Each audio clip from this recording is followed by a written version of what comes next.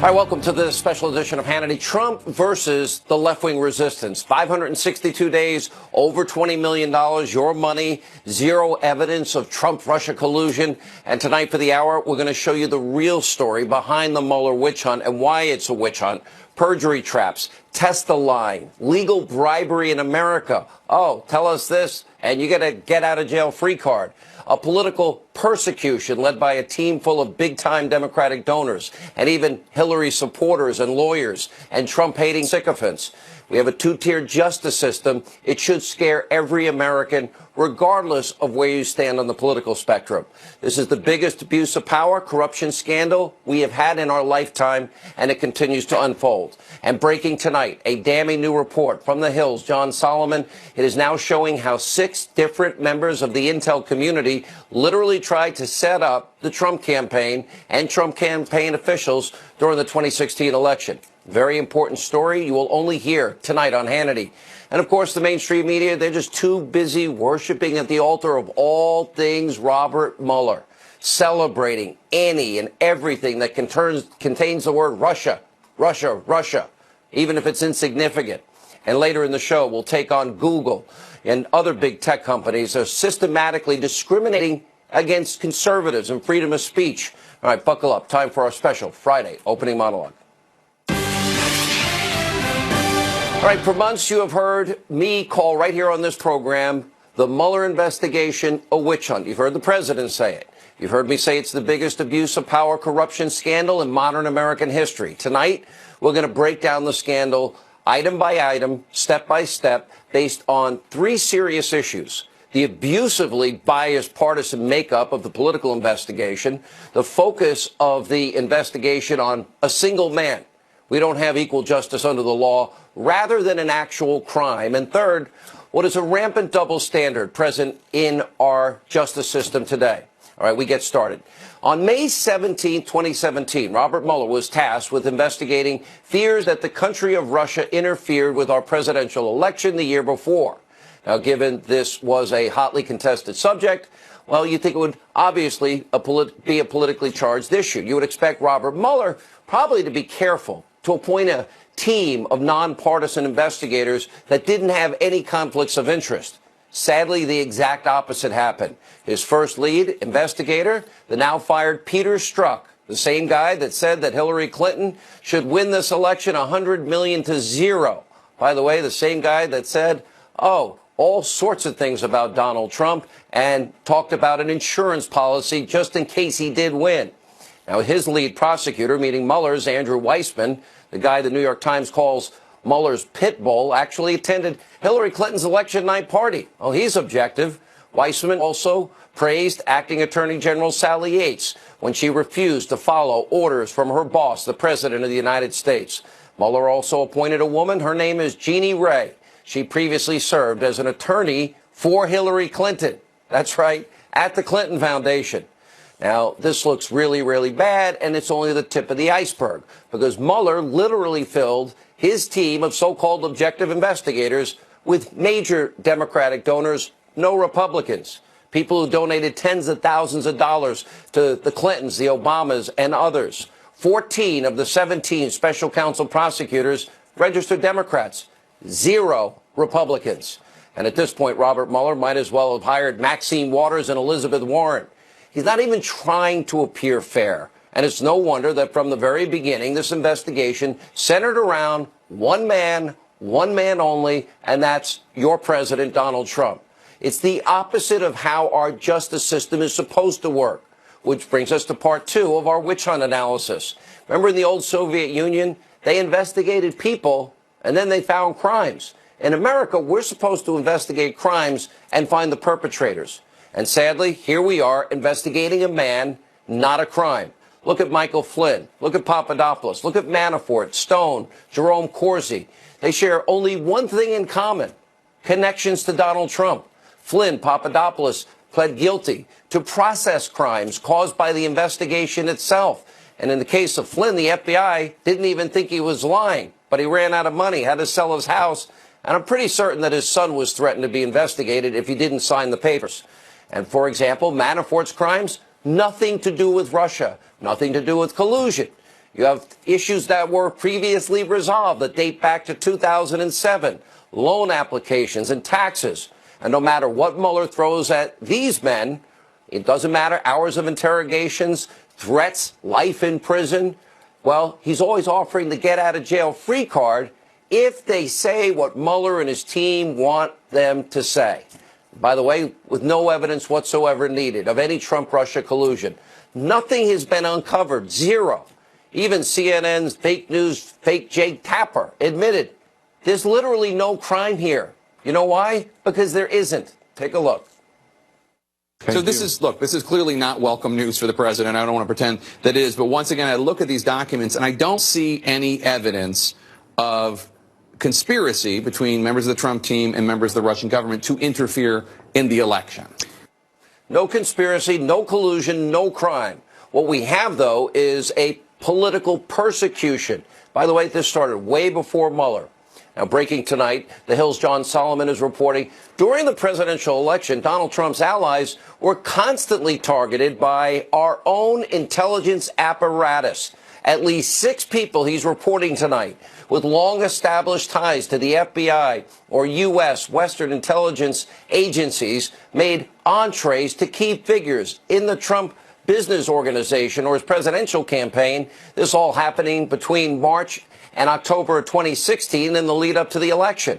And Solomon continues. Nearly all of the contacts involve the same overture, a discussion about possible dirt, stolen emails, harmful to Hillary Clinton, or unsolicited business in London or Moscow. And get this, according to the report, these contacts were likely efforts by Obama's DOJ. Why? To bolster claims made in Hillary Clinton's bought and paid for phony lies dossier, the lying dossier put together by Christopher Steele.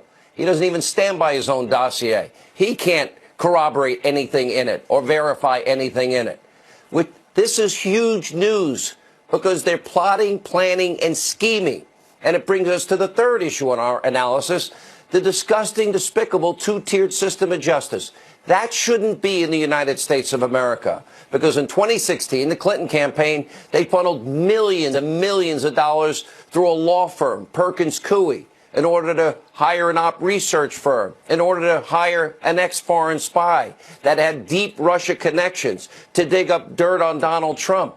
That spy, Christopher Steele, puts together wholly uncorroborated, unverified dossier full of Russian lies, probably straight from the Kremlin. And instead of investigating the obvious collusion, Obama's DOJ, Comey's FBI, they used that dirty campaign op research. They never verified, they never corroborated as the very basis to open investigation into Donald Trump.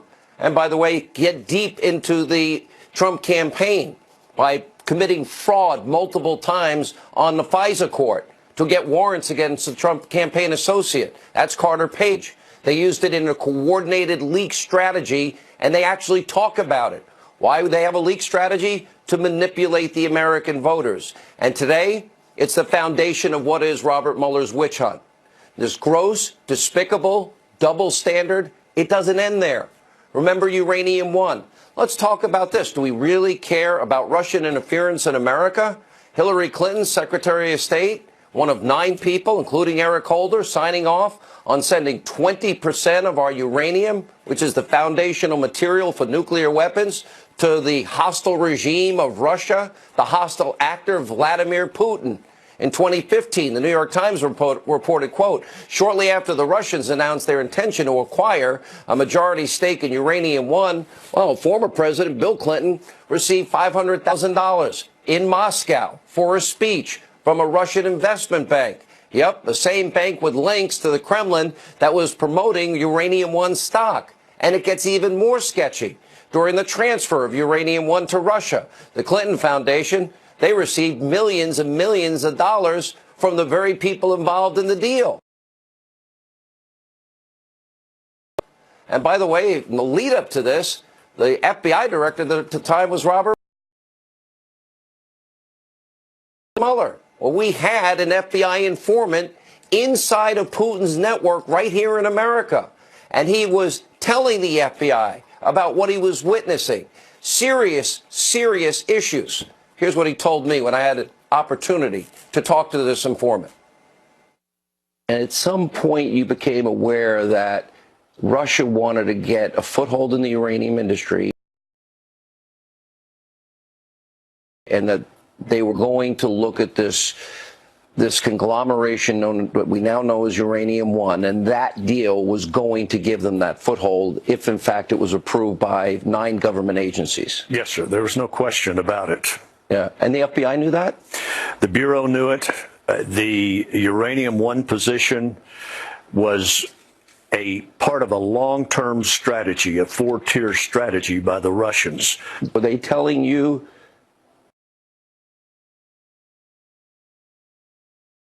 they had confidence that Clinton would sign off on this deal? Absolute confidence. Did they have confidence that Obama would sign off on this deal? They were quite sure that Obama and it. Yeah, and the FBI knew that? The Bureau knew it. The Uranium One position was a part of a long-term strategy, a 4-tier strategy by the Russians. Were they telling you that they had confidence that Clinton would sign off on this deal? Absolute confidence. Did they have confidence that Obama would sign off on this deal? They were quite sure that Obama and the administration, who they had deemed and labeled as being very weak multiple times, would respond favorably. So before they approved it, that informant described issues involving bribery, extortion, kickbacks, money laundering, Putin's network inside America to get a foothold in our uranium industry, the foundational material for nuclear weapons. By the way, Bob Mueller happened to be the FBI director at the time. He was the one being informed. Why would they ever approve any such deal like that? So is Robert Mueller's merry band of Democratic donors, are they investigating that seedy link between the Clintons and Russia? And by the way, of course not. What about Mueller? He was the FBI director. That was his guy that had infiltrated Putin's network in the United States. Maybe he could be investigated. It has to do with Russia, nuclear materials. Why did they ever let that happen? That's because we now live in a 2-tier justice system, one where President Trump and anybody around him are aggressively pursued for months on end by a team of Democrats masquerading as investigators. The Clintons, any other Democrat, they get away scot-free. Every American should be very concerned and worried by what is a completely unfair precedent in this country. And sadly, most of the mainstream media, they are so left-wing in their partisanship, so filled with anti-Trump rage every second, minute, hour of every day that they're literally cheering Mueller every single move he makes with giddy anticipation and excitement, trembling with joy and happiness, sort of like Chris Matthews getting a thrill up his leg watching Obama. Every time they hear the word Russia, Russia, Russia, even if Mueller's just indicting, intelligence officials from Russia that will never be brought to the U.S. to be put on trial, ever. It's just to mention the name. Watch this. This guilty plea yesterday was really an early Christmas present for all of the congressional committees that are investigating various elements of the Russia case here. I still am of the mind that this president may not serve out his term. From our reporting, one thing is clear. He has been knocked off balance here completely. The question becomes, when do Republicans start to turn on Trump? Because that's the only thing that's going to get Trump out of office. And if this were a mafia investigation, Trump would be indicted under RICO. No question about it. I spoke with a source who is very close to Michael Cohen, who said to me today, in no uncertain terms, Michael has the goods. He has extremely valuable information. You have as somebody who's in Trump's innermost circle for so long, Chris, who's known as his fixer, who knows where the bodies are buried. This is not the way a high elected official is supposed to talk. It's the way guys talk to me when they're wearing orange jumpsuits and explaining why they got done wrong. NPR also today trying to link Donald Trump Jr. to the Cohen revelations from yesterday, all but calling him a liar. But, yeah, hours later, NPR was forced to backtrack in an editor's note, writing they mischaracterized Don Jr.'s statement. These people are not looking out for you, the American people. They're looking ahead to the 2020 election. They're rooting for the president to be delegitimized, to fail, no matter the consequences, no matter the upset to the entire country. Not helping the American people in any way. Joining us now, Fox News contributor Sarah Carter, who, by the way, on Hannity.com, brand new opioid documentary. It is really well done. My radio producer, Linda McLaughlin, and her. It's so well done. I have a chance to watch it. Congratulations. And also from the Hill, John Solomon. John, let's start with your breaking report. So we have all these entrees into all these Trump people just before the election.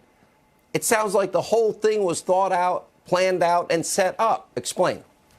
Yeah, and you know, the origin of this story, Sean, is last Tuesday night when I was on your show, you had Congressman Nunes on just before us, and I was listening. He said something I had not heard in all the months that we've been working on this case. He said, beyond the Steele dossier, there was a very troubling effort to come up with other evidence that would corroborate the Steele dossier that was suspect, and it was just as bad evidence, and it might have also included exculpatory information that had been hidden. So I went back and started digging, and this is what I found.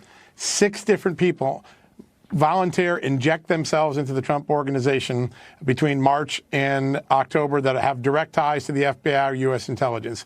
2 Russians inject themselves into the operation during that time. Both are here in the United States only on a U.S. Justice Department parole visa. That's another fact. 2 more Western intelligence or Western diplomats intersect or start relationships with key people in the Trump organization, and all have the same overture. Either I've got dirt on Hillary Clinton, or I got a nice deal for you. Would you like to talk to me? It looks like a targeted operation to start to probe whether there was something going on here. And here's the most troubling thing. When you go back and look at Devin Nunes' comments on your show last Tuesday, he said this evidence was worse in quality and perhaps also had more exculpatory information, and yet it wasn't disclosed properly to the FISA court. We may have 2 corrupt lines of evidence flowing in to try to justify this investigation. So then, Sarah, we would have the dossier, which is in one corner. Then we have the spies that we already knew in the campaign. Then you've got intel people secretly trying to basically infiltrate and, I don't know if the word tempt, entice Trump, people close to Trump. How would you characterize it? I would characterize it as if they didn't have any evidence of a crime and they're sending all of these informants in, allegedly, these 6 informants, and they're enticing them with real estate deals, or I've got information on Hillary Clinton that's going to help your campaign. I would call that a setup, Sean.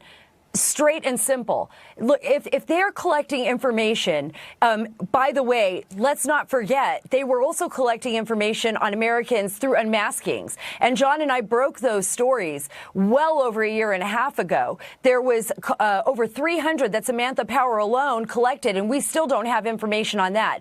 So they weaponize the intelligence system and the intelligence apparatus. They go after specific targets within the Trump campaign. Here's a question that I'd like to ask, and I think the FBI needs to answer. Did they debrief the Hillary Clinton campaign? Were there any Russians attempting to target the Hillary Clinton campaign? I find it very difficult to believe that the Russians only tried to reach out to the Trump campaign. And if they did the FBI debrief them on that? Because that would answer a lot of questions for us. If they didn't do it for Trump and they did it for Hillary. Then how is it possible the whole dossier issue that Clinton paid for, by the way, it was disseminated before the election to influence the American people? I'm sure there are people that probably read about hookers in the bed in Moscow. I'll be a little easier tonight. That probably said, I'm not voting for that guy. But those are all paid for Russian lies.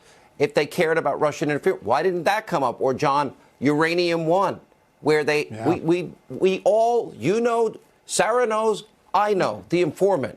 We've all spoken to the informant. The informant describing kickbacks, bribery, money laundering, extortion, Putin's thugs in America, and they still got approval, and the Clinton Foundation still got their money in terms of a kickback to the foundation.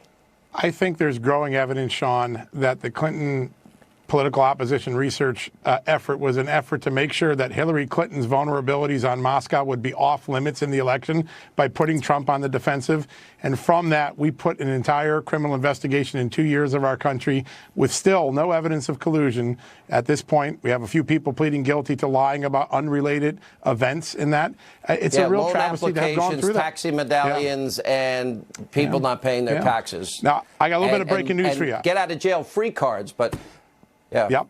A little bit of breaking news. Go into the uranium one and the dossier issue. You get the last word. Oh, okay. Well, Sean, let me tell you this. When it comes to Mueller, we know this for a fact, that William Campbell, and I talked to him today, I spoke with him, and he said, look, he was informed of everything about Rosatom, about the uranium deal. He was in charge of the FBI then. So we have to ask ourselves this. Where are we going from here? We have so much evidence on the other side. Is there going to be a special counsel investigating the other side? What we've seen in Hillary Clinton, what we've seen with our weaponization of our intelligence apparatus? When is that going to happen? All right, now, there's something percolating that probably will break Monday. Do either one, you're both smiling, do either one of you want to give the audience, well, a little heads up? I'll give you some breaking news right now, Sean. Just 2 hours ago, federal prosecutors assigned to John Huber, the U.S. attorney investigating the Clintons, reached out to a whistleblower in the Clinton Foundation. The first time we've seen contact between a Clinton Foundation whistleblower and that particular federal office. That just happened tonight. Are you talking about the one whose home was raided? No, this is a different whistleblower that you might learn. You'll learn a lot more about on Monday, I bet you. All right, we'll learn that on Monday. Sarah, last word. What is it? Give us a preview of Monday's coming attraction. I think we've got a lot to look forward to on Monday, Sean, and I think that the American people are going to see that there was happening behind the scenes at the FBI as well as the Department of Justice, and Michael Horowitz have been doing a very deep dive into this, and there's going to be a lot of breaking news in the next month and the months to come. Amazing, the year of the boomerang. We were right all along. Continues. Thank you both. More reports on Monday. All right, when we come back, Robert Mueller's witch hunt. Is it sabotaging our foreign policy? Newt Gingrich will answer that question directly ahead on the special edition of Hannity, Trump versus the Resistance. Interesting story you may not have seen. FBI agents raided the home of a Uranium One whistleblower. That's according to a new report by the Daily Caller News Foundation. A man called Dennis Nathan Kane has turned over documents to the DOJ as well as to the both House and Senate Intel committees. The documents allegedly show that federal officials failed to investigate possible criminal activity involving the Clinton Foundation and the Uranium One deal. Now, Kane says the FBI repaid him by sending 16 agents to raid his house for 6 hours. Dan Bongino is a former Secret Service agent, NRA TV contributor, and author of Spygate, the attempted sabotage of Donald J. Trump. He joins us tonight. Dan, thanks a lot for coming on. So this is this is one of those stories I personally don't want to believe could be true, that we live in a country where the FBI is used to carry out political grudges. How do you assess this? Well, Tucker, I don't want to believe that either. Having been a former federal agent myself, this is deeply disturbing. But there's a bifurcated way to look at this right now, and I'll just sum it up like this: this is either really, really bad for the Clintons or really, really bad for the FBI. Meaning this: you don't typically raid a whistleblower's house. The whole idea of being a whistleblower is you're providing information voluntarily to assist law enforcement or the government. Why you would raid the house is puzzling to a lot of people. Some people believe that this could be really bad for the Clintons and be kind of a tying up of the Clinton Foundation case that appears to be being investigated by John Huber right now, the United States attorney. Yes. On the other hand, Tucker, listen, the people involved in this Uranium One case, the Rosatom and the 10X case, are all people who are knee-deep in the Spygate saga. That's just a fact. That's not a conspiracy theory. It's just true. Rod Rosenstein, the Deputy Attorney General, was the prosecuting United States attorney on the precursor case to Uranium One. That disaster. Bob Mueller was the FBI director. So forgive me for not being willing to give everybody a pass on a suspicious raid on a whistleblower's pass as just a matter of fact. I guess I should say it this way. I'm not taking anybody at their word anymore, and neither should you either. We should ask questions on this. What's so surprising is who's not asking questions about this. So for generations, the left elevated the idea of whistleblowing to a sanctified place. Whistleblowers were protected. They are protected in law, and they're protected because liberals wanted them protected. And yet I haven't heard anybody on the left complain about the FBI raid on this guy's house. Why is that?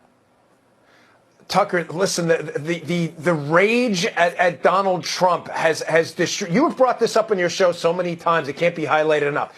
The left, which previously aligned with groups like the American Civil Liberties Union, that was actually interested at one point, no more apparently, in defending civil liberties, has completely abandoned that now. They have now flipped the script entirely to actually defending weaponized government. It is unbelievable, the transformation we've seen. Listen, it's not in dispute that there are serious abnormalities in the way the Donald Trump investigation was conducted, the Trump team investigation, and the way the Clinton investigation and the Uranium One investigations were sidelined.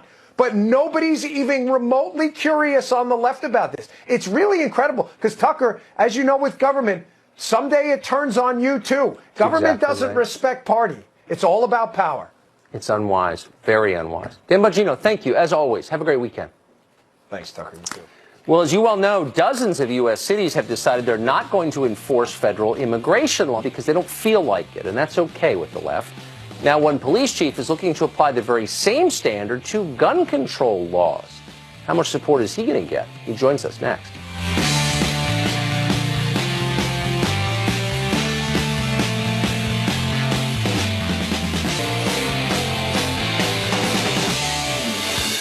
Oh, Merry Christmas from General Motors. The car company just announced plans to lay off 15,000 workers and shut down major factories in the states of Michigan, Maryland, and Ohio. Now, the cuts are coming despite the fact that General Motors has posted nearly $3 billion in profit just last quarter. Workers at one soon-to-be-closed plant told the Wall Street Journal that they were, quote, blindsided by the decision. They didn't know it was coming. One person who will not be struggling to pay for Christmas presents this year is General Motors CEO Mary Barra. She made nearly $22 million in the last year. That makes her the industry's highest-paid CEO. Toyota's CEO, by stark comparison, makes less than $4 million a year, even though he runs a far more successful company. Now, what has Mary Barra done to earn all that money? Well, as CEO, she's laid off thousands of workers. She shut down plants and overseen the recall of tens of millions of defective vehicles. A few years ago, she was forced to testify to Congress about faulty ignition switches that killed more than 100 drivers. In modern corporate America, that is considered a deeply successful record. Give that woman a raise. Of course, as GM is serious about cutting costs, there is one obvious solution: fire Mary Barra. Well, for years, liberal cities and states have been claiming the right to ignore federal immigration law. Now, one small-town police chief in Washington state is saying the same principle can be applied to far-reaching gun laws. A new gun control ordinance in Washington imposes stricter background checks, raises the age for buying a semi-automatic rifle, and allows gun owners to be criminally prosecuted if their firearms are stolen and then used illegally. Lauren Culp is the police chief of Republic Washington and says that he wants his town to be a sanctuary from these new gun laws. Some local residents oppose the new measure in Washington. Watch. Opponents say it forces gun owners to secure them in a way that could put them in danger. I'm concerned with not being able to access my gun when I need it. You're not going to tell the criminal, can you hold on a moment, because we have a law that I have to, safely store it in the garage somewhere and so can you hold on a moment? I'm going to go take it and I'm going to defend myself. Then we'll talk. You call the police or things go down, it's less than 1 minute. So those seconds count. Police Chief Lauren Culp joins us tonight by Skype. Chief, thanks very much for coming on. It's good to see you. Good evening, Tucker. Thanks for having me. So is this, in effect, a sanctuary, your town, Republic Washington, from the gun laws of your state?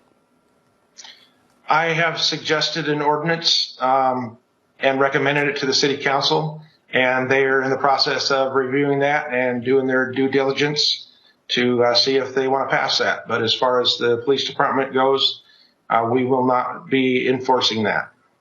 So cities that have decided to ignore federal immigration law have received the applause and support of almost everyone on the American left. What do you think the response will be if your town passes this ordinance? I don't think the same people would be very happy. But the thing about it is illegal immigrants aren't covered by the Bill of Rights and the Constitution, and gun owners are. A very good point. So what will happen next, do you think? Will the governor of the state try and force you to enforce the law that you think is unconstitutional? Well, I don't know how he could, Tucker, because we live in a constitutional republic, contrary to what a lot of people tell us, that we live in a democracy. But we have the rule of law in this state and across the United States. And the Constitution is the law of the land. And everybody knows what the Second Amendment says. A lot of your viewers might not know what the Washington State Constitution says about firearms. But really quickly, it says the right of the individual citizen to bear arms in defense of himself or the state shall not be impaired. So that's even more explicit than the Second Amendment. So I don't know how they can get around that and try to force me to go against my oath of office to uphold that.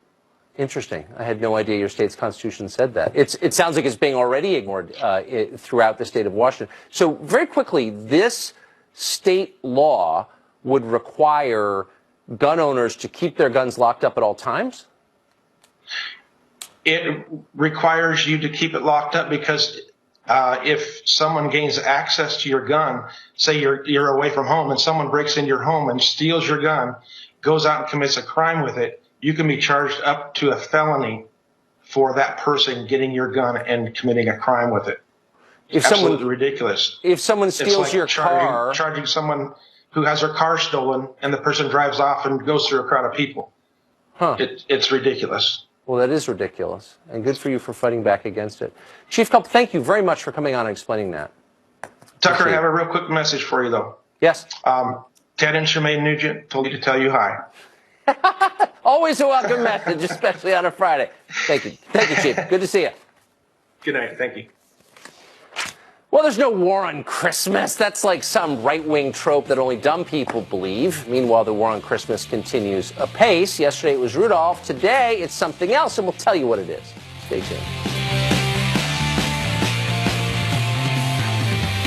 Well, the forces of darkness rung in the holiday season with an attack on Rudolph the Red-Nosed Reindeer. That was at HuffPo. But those attacks have expanded to a more familiar line of attack, the classic holiday song, Baby It's Cold Outside. Cleveland radio station WDOK has dropped that song from its Christmas lineup after a listener called in to complain that it was inappropriate somehow in the wake of the Me Too movement. How about fat-shaming songs about Santa Claus? Will they be the next to go?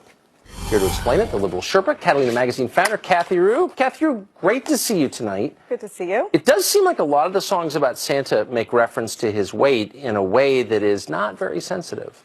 I don't think he minds. I mean, he's jolly, right? He's a jolly guy. Baby It's Cold Outside. Is that something we need to give up because of Me Too? Not because of Me Too. I looked at it, and it seems like a few years back, people were commenting that the lyrics, if you read those lyrics, it's not a holiday song. Right. It doesn't say holidays, happy holidays, Christmas, anything. It's just cold outside, and an older man is telling a younger woman not to go home to her parents, to stay around, have another drink, and she says, "What's in this drink?" He said, "Don't worry about it." She said, "I feel kind of funny." Yes. Stick around. So if you read it... She's getting roofied. Yeah. Apparently he slipped something in the drink and she stays the night. Do we get to a point where human warmth and romance are illegal?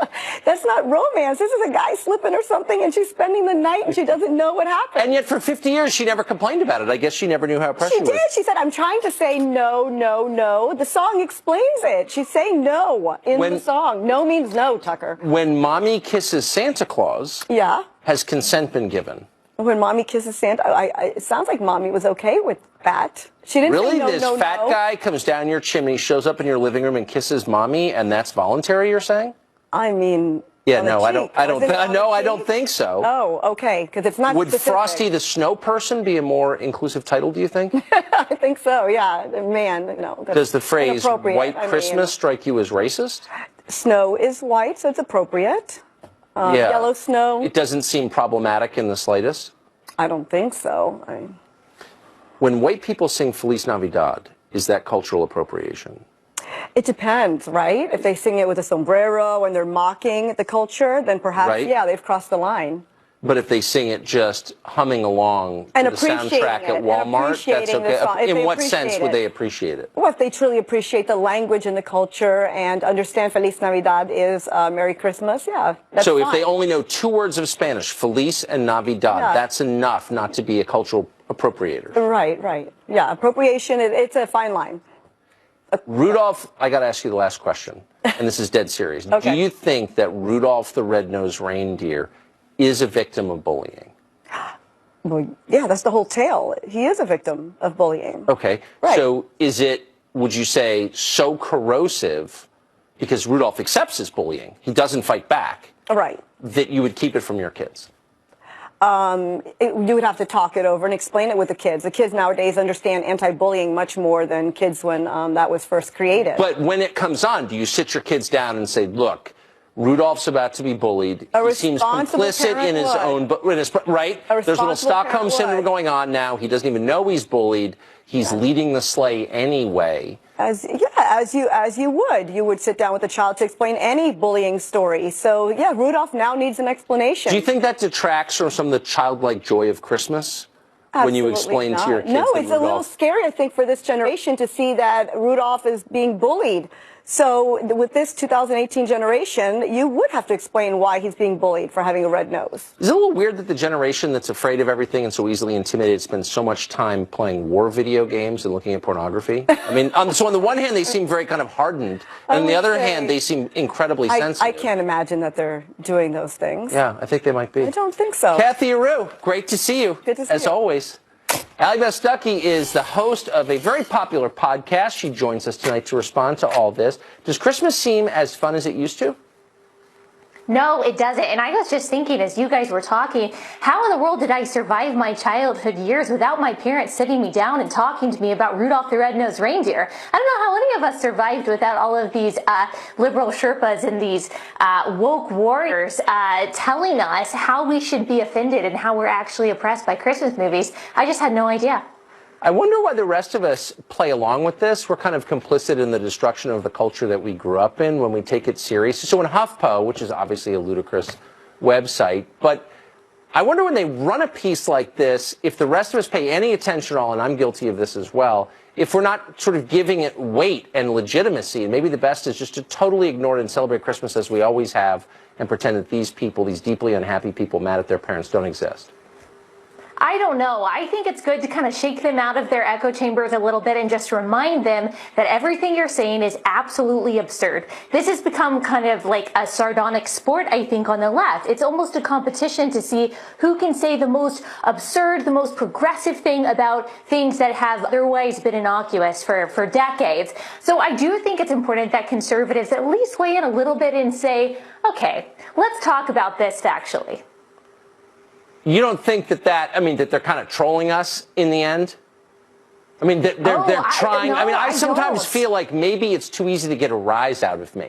And it's better just to laugh at them and say, go back to your sad dystopia in Brooklyn and argue amongst yourselves. Yeah. Like, I'm not participating in this. Yeah, I see what you're saying, but I don't know. I think that we do need to weigh in on these conversations because if we let them slide, they do slip into the mainstream. I wish that they were trolling us. This is why it's so hard to parody the left. It's why it's so hard to have satire of the left because the things they say sound like satire. And I do think that we need to call that out for fear that this will become normal. Huh. Do you think that 10 years from now, people will be free to use the term snowman? Oh, no, it's already snow person. Haven't you heard it's gingerbread person? Yeah, gingerbread person. Come on, Tucker, you're behind the woke times. My producer just said in my ear, snowfolk? Have you heard of this? Snowfolk. I can't even say that. Snowfolk. I can't say it. I'll have to work on that one. I'm not playing along. The mailman brings Christmas cards with snowmen on them. That's the world that I live in. Oh, man, you're going to get censored. And I'm not changing. Allie Beth Stuckey, great to see you tonight. Thank you very much. Thanks, Tucker. All right. We've always had a place in our heart and in the lineup of this show for the weird and unexplained, and nothing is changing tonight. We bring you news of a newly found skeleton that washed up from the sea It raises the question, what is under the water? What is this thing? It is science, and we're bringing you the cutting edge after the break.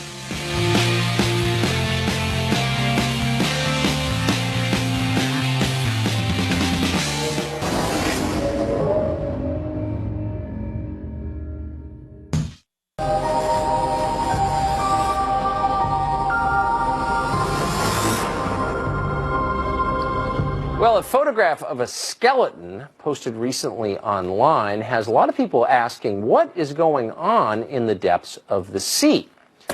During a weekend walk on the beach, a New Zealand woman discovered a winged skeleton with spiked skin and a mouth that resembles a creature from the movie Alien. There it is, the one that eats your guts and then explodes through your chest. Fear not, though. A marine ecologist says that the skeleton is not from outer space. It's something called a New Zealand rough skate. It lives mostly about 700 feet below the surface, and of course now it will reside forever in your nightmares. That's our gift to you going into this weekend, which we hope you enjoy intensely. We'll be back Monday night at 8, the show that is the sworn enemy of lying, pomposity, smugness, and group.